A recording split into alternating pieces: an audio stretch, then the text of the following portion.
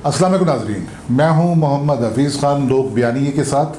और आज हमारे साथ हमारे साथी तज्ज़ियाकार मौजूद हैं रियाज शाहिद साहब। और आज हम बात करने जा रहे हैं कि इस वक्त के एक बहुत हॉट टॉपिक की, और वो टॉपिक ये है कि क्या अमेरिका हमसे पाकिस्तान में फ़ौजी अड्डे डिमांड कर रहा है या नहीं कर रहा। और ये जो है ना कि बात कही जाती है कि ये एक बात फैलाई जा रही है खामखा की, और ऐसी सूरत हाल नहीं कि अमेरिका हमसे कोई अड्डे डिमांड करे। और दूसरी तरफ हमारे वज़ीर आज़म ने एक गैर मुल्की सहाफ़ी को इंटरव्यू देते हुए यकसर इस बात को रद्द कर दिया कि पाकिस्तान अमेरिका को पाकिस्तान ही में, पाकिस्तान की सरज़मीन पर कोई अड्डे देने जा रहा है। उधर से अफ़गानिस्तान से भी हमें इस किस्म की धमकियाँ मिलनी शुरू हो गई कि अगर पाकिस्तान ने अमेरिका को अपनी सरज़मीन पर अड्डे दिए तो फिर अफ़गानिस्तान का तर्ज़ अमल कुछ और होगा। अभी एक हमारे यहाँ चंद रोज़ पहले लाहौर के गुंजानाबाद इलाके जौहर टाउन में एक धमाका हुआ है कार में, और वो वहाँ से घर करीब था हाफिज सईद साहब का, और उसका जो ताल्लुक़ जोड़ा जा रहा है उसके बारे में बहुत सारी अफवाहें गर्म हैं। कोई कहता है कि ये राह ने कराया है, कोई ये कहता है कि इस धमाके के पीछे अफ़गानिस्तान की वो क़ुव्वतें हैं कि जो पाकिस्तान को इंतबाह देना चाहती हैं कि अगर यहाँ पर उनके मफाद के ख़िलाफ़ किसी भी गैर मुल्क को, ख़ास तौर पर नेटो कंट्रीज़ को अड्डे दिए गए या अमेरिका को अड्डे दिए गए तो उसका अंजाम कुछ और तरीके से हो सकता है। बहरहाल मामला जो भी है इस वक्त एक बड़ी गर्द उड़ी हुई है, और कुछ समझ नहीं आ रहा किसी को भी कि ये हो क्या रहा है। यहाँ सवाल एक ये भी पैदा होता है कि अमेरिका जिसके पास दुनिया की लेटेस्ट टेक्नोलॉजी है, अमेरिका जो अपने यहाँ बैठकर एक छोटे से गैजेट से दुनिया भर में हर जगह अप्रोच कर सकता है, वो हर जगह को बहुत माइन्यूटली ऑब्ज़र्व कर सकता है, देख सकता है, और वहाँ तक उसकी एक्सेस है उसके हथियारों की। तो आज के दौर में जबकि दुनिया बहुत आगे जा चुकी और बहुत सोफिस्टिकेटेड गैजेट्स आ चुके हैं, ऊपर सियारे हैं जो सेटेलाइट छोड़े हुए हैं, उनके ज़रिए पूरी दुनिया अमेरिका के सामने एक्सपोज्ड है, तो क्या फिर भी अमेरिका ये इसरार करेगा और पाकिस्तान के से ताल्लुकात की कीमत पर इसरार करेगा कि पाकिस्तान उसको अपने यहाँ ज़मीनी अड्डे फराहम करे। तो रियाज साहब, आप क्या समझते हैं कि ये सब कुछ क्या हो रहा है और क्या होने जा रहा है? मैं तो बताता हूँ, पहले ये बताइए आपका इस बारे में क्या ख्याल है, अमेरिका को अड्डे चाहिए या नहीं चाहिए? मेरा ख्याल तो ये है कि अमेरिका को अड्डे नहीं चाहिए। ये एक किस्म का वो खड़ा किया गया है जिसे कहते हैं ना कि कोई वाक़या रूनमा होने जा रहा हो या कोई ऐसी बात होने जा रही हो, जो सब जानते हैं कि सितंबर में वहाँ से अमरीकी जो फ़ौजी इनखला है वो कामिल हो जाएगा, मुकम्मल हो जाएगा। तो उसके बाद एक रखने के लिए अपर हैंड या ये करने के लिए कि अब कौन सा इशू होना चाहिए जिस पर ले दे हो, कौन सी कंट्रोवर्सीज़ बनाई जाएं, तो उनकी कंट्रोवर्सीज़ को बनाने के लिए ये इस किस्म की वो जो मुन्नू भाई कहा करते थे कि दौरफंतनी छोड़ी गई है। कि मैं तो ये समझता हूँ कि अमेरिका को अब पाकिस्तान में अड्डे क्यों कर चाहिए, क्या करेगा अड्डे लेकर यहाँ पर वो? मेरा ख्याल इससे थोड़ा सा मुख्तलिफ है। वो इसलिए कि जो आपने सैटेलाइट्स की बात की सर्वेलेंस में, तो सैटेलाइट्स जो हैं वो एक महज कंपोनेंट है डिजिटल सर्वेलेंस का। इसके अलावा ह्यूमन इंटेलिजेंस कोऑर्डिनेशन भी आपको चाहिए होती है। ड्रोन आजकल बहुत बड़ा एक कंपोनेंट है इंटेलिजेंस का, और ड्रोन के ज़रिए आप देखते हैं कि ना सिर्फ आप ऐसे प्लेटफॉर्म हैं जिनके ज़रिए आप सर्वेलेंस कर सकते हैं, बल्कि आप स्ट्राइक भी कर सकते हैं। और मेरे ख्याल में ये अड्डों की डिमांड जो है वो ज़्यादा CIA की तरफ से है, स्टेट डिपार्टमेंट की तरफ से शायद इतना ज़्यादा वो ना इंटरेस्ट हो, और इसी वजह से जो CIA के सरबराह हैं वो आए और पाकिस्तान में आके तो कुछ शख्सियात से मिले। प्राइम मिनिस्टर जो है वो इन्होंने इनकार कर दिया। तो ये ज़रूरत जो है वो इनको दरपेश है। और आप देखिए कि अगर आप ड्रोन ऑपरेट करने हैं CIA ने, जैसे वो माजी में करते रहे हैं, वो उसी तरह के एनवायरनमेंट चाहते हैं, फ्री हैंड चाहते हैं जिस तरह उनको माजी में मिलता रहा है। और वो अपनी ह्यूमन इंटेलिजेंस को भी इसी तरह कोऑर्डिनेशन करना चाहते हैं, जो अफ़गानिस्तान के सरहद से नज़दीक हो या उनके बहुत करीब हो, और जहाँ पे वो एजेंट्स जो हैं वो ज़्यादा वो कल्टीवेट कर सकें। تو یہ CIA آپریشنز کا بنیادی طور پہ زیادہ تقاضا ہے. تو کیا آپ یہ سمجھتے ہیں کہ اگر امریکہ پاکستان کا ایک دوست ملک ہے اور امریکہ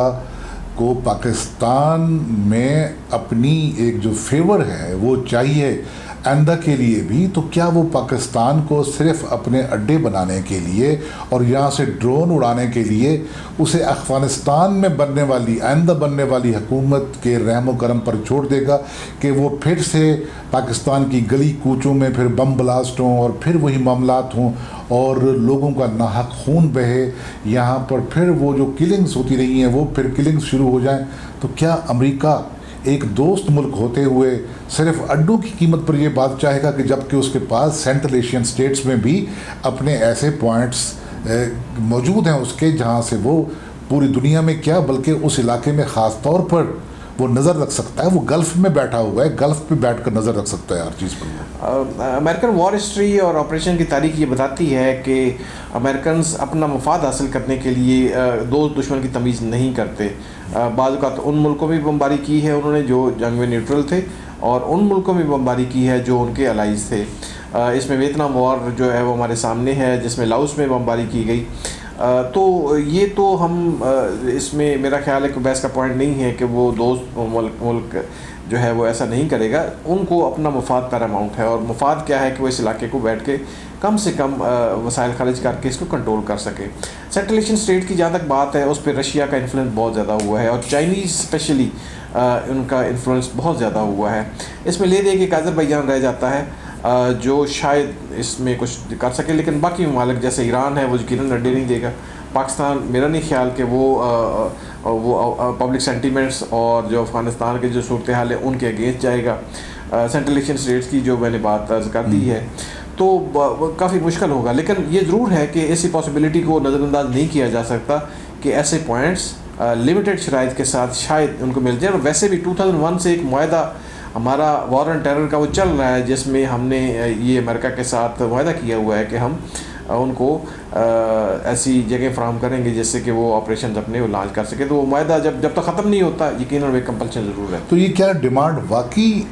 امریکہ کی طرف سے آ چکی ہے پاکستان کے پاس، یا صرف ابھی تک جو اسپیکولیشنس ہیں یا ایک ہوا کھڑا کیا گیا ہے؟ میرا خیال ہے اسٹیٹ ڈپارٹمنٹ نے فارملی ابھی تک نہیں کیا. یہ صرف انٹیلیجنس کی سطح پہ اس وقت کوارڈینیشن ہو رہی ہے کہ ان کی یہ ریکوائرمنٹ ہے اور یہ کس طرح بیسٹ فلفل ہو سکتی ہے.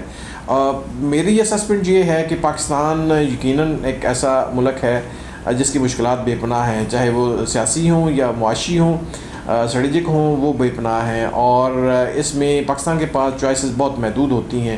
تو یہ دیکھنا پڑے گا کہ وہ مستقبل میں کیا فیصلہ کرتے ہیں. ابھی اس کے بارے میں کوئی حتمی رائے نہیں قائم کی جا سکتی. میرا خیال یہ ہے کہ شاید کچھ لمیٹڈ شرائط کے ساتھ جو ہے وہ کچھ آپریشنز اور کچھ سرولنس وغیرہ جو ہے وہ شاید اس کو کی جائے گی، کیونکہ یہ پاکستان کے مفاد میں بھی ہے کہ افغانستان کی صورتحال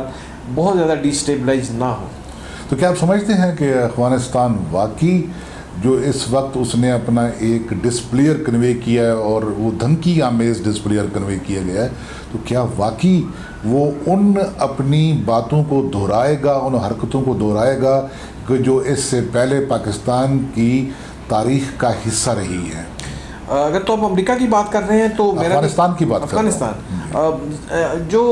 جو بھی فریق ہوتے ہیں تنازع کے اندر وہ اپنا مفاد حاصل کرنے کے لیے ہر ممکن حربہ استعمال کرتے ہیں. کبھی وہ بیک ڈور چینل استعمال کرتے ہوئے سفارتکاری کرتے ہیں، کبھی وہ پبلک کے ذریعے لاؤڈ میسیجز دیتے ہیں، اور کبھی دوست ممالک کے ذریعے پیغامات پہنچواتے ہیں. تو طالبان نے بھی یہ ایک لاؤڈ میسیج دے کر وہ پبلک سینٹیمنٹ کو ایک پیغام پہنچانے کی کوشش کی ہے کہ ہمارے مفاد کے خلاف نہ جایا جائے تو زیادہ اچھا ہے. میرا نہیں خیال کہ پاکستان جو ہے وہ اتنا اوورٹلی وہ ایسا کرے گا. اگر ہوا بھی تو وہ بہت شرائط کے ساتھ، کنڈیشن کے ساتھ اور اس کے ساتھ ہوگا، اور اس سے مستقبل میں امکان کم نظر آتا ہے. تو کیا آپ یہ سمجھیں کہ پاکستان، امریکہ اور افغانستان کے درمیان کہیں نہ کہیں کوئی ایسی صورت بن جائے گی یا کچھ ایسا ماحول بن جائے گا یا کچھ ایسی کنڈیشنلٹیز کے ساتھ کسی ایسی پوائنٹ پہ ان کا آپس میں سمجھوتا ہو جائے گا کہ یہاں پر افغانستان میں ہونے والی ایکٹیویٹیز پر کسی حد تک امریکہ نظر بھی رکھ سکے، اور اس سے جو افغانستان میں بننے والی آئندہ حکومت ہے، اور وہ شاید طالبان کی حکومت ہو، اس کو بھی اس طریقے سے ہراساں نہ کیا جائے جیسے وہ امبیرسمنٹ محسوس کرے امریکی پریزنس کی بنا پر۔ امریکہ اگرچہ ودرا کر رہا ہے افغانستان سے، لیکن وہ یہ نہیں ہے کہ اس کا ایک بھی امریکی فوجی وہ افغانستان کے سوائل پہ نہیں رہے گا، اس کے کچھ فوجی یقیناً رہیں گے، اور انہوں نے نظم کا اظہار بھی کیا ہے کہ ہم بالکل جو ہے وہ بالکل وہاں کلیئر نہیں کر رہے، ہمارے کچھ فوجی یہاں پہ موجود رہیں گے جو کریٹیکل ڈیوٹیز کو انجام دیتے رہیں گے۔ اچھا، کیا یہ صرف امریکہ وہاں سے جا رہا ہے یا نیٹو فورسز بھی جا رہی ہے؟ نیٹو فورسز تو میرے خیال اپنا قیام وہاں رکھیں گی۔ نیٹو فورسز جو ہیں وہ ان کو بہت زیادہ انٹرسٹ نہیں تھی، بنیادی طور پہ تو یہ امریکہ کی ضرورت تھی، اور نیٹو فورسز الائی ہونے کے ناطے وہ ان کے ساتھ آئی تھی، اور وہ اب جیسے باقی نیٹو کنٹریز انہوں نے ودرا کیا ہے، یو کے البتہ یس وہ الائی ہے امریکہ کا، اور وہ اس کے ساتھ ہینڈ ان گلو ہے، تو وہ اس کے ساتھ۔ اب ہم آخری پوائنٹ جو اس گفتگو کا ہے وہ یہ ہے کہ کیا پاکستان واقعی اس وقت مخمصے میں ہے، انف فکس ہے کہ ایک طرف امریکہ کی ڈیمانڈ واقعی ہے اور دوسری طرف سے افغانستان کی تھریٹس ہیں، تو کیا پاکستان واقعی مخمصے میں ہے یا پاکستان ایٹ ایز ہے، پاکستان کا کوئی ایسا مسئلہ درپیش نہیں ہے دونوں ممالک کے ساتھ؟ جی، میں نے عرض کیا کہ پاکستان کی مشکلات بے پناہ ہیں، آپ معاشی مشکلات ہی آپ اٹھا کے دیکھ لیجئے، ہمیں قرض کے لیے ہر دفعہ بہت ساری